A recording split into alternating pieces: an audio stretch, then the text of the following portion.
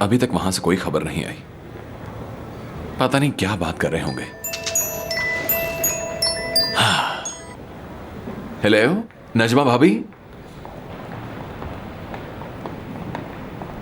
जी बिल्कुल ठीक कहा, मैं इंतजार ही कर रहा था।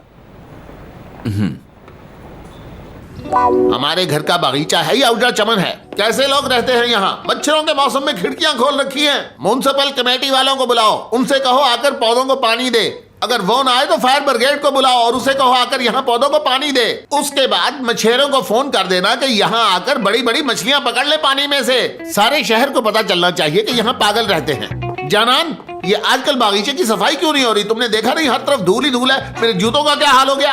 आप परेशान ना हो मोहसिन अंकल, मैं अभी जाकर देखती हूँ। मैं देखती कोई जरूरत नहीं, मेरे कहने के बाद किया तो क्या किया तुमने? दिखावा मत करो।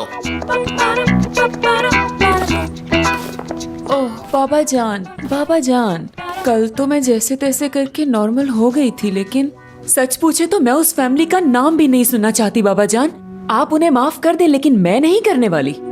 बाबा जान, मैं इस घर की पहली और बड़ी बहू हूँ। आप मेरे लिए बिल्कुल मेरे बाबा जैसे हैं और आपने मुझे हमेशा अपनी बेटी की तरह समझा है। अगर आप चाहें तो मुझसे कुछ भी शेयर कर सकते हैं। क्या हो गया है तुम्हें लड़की? क्या मैं तुम्हें पागल लगता हूँ? तुम क्या समझते हो मैं तुम्हारी नीयत नहीं जानता? इस घर के हर फर्द की नीयत जानता हूँ मैं। अरे मोहसिन, क्या है? बाबा जान मेरी बात तो सुने। देखो, मैं तुम्हें एक मौका दे रहा हूँ और ये मौका आखिरी होगा। मैं तुम्हारी नीयत से अच्छी तरह वाकिफ हूँ। तुम सोचती हो आयशा चली गई, अब पूरे घर में तुम उछल कूद करती फिरोगी, मगर तुम्हारी दाल नहीं गलेगी। क्या हो गया बाबा जान? क्या? मोहसिन, क्या है? अब तुम कहाँ जा रहे हो मुंह उठाए? मोहसिन, तुम इस पर क्यों चिल्ला रहे थे? क्या वजह है इसकी? तो और क्या कहूँ इसे? ये कोई साइंसदान या इंजीनियर है? औरतों की तरह पीठ पीछे चुगली करने की आदत हो गई है इसे।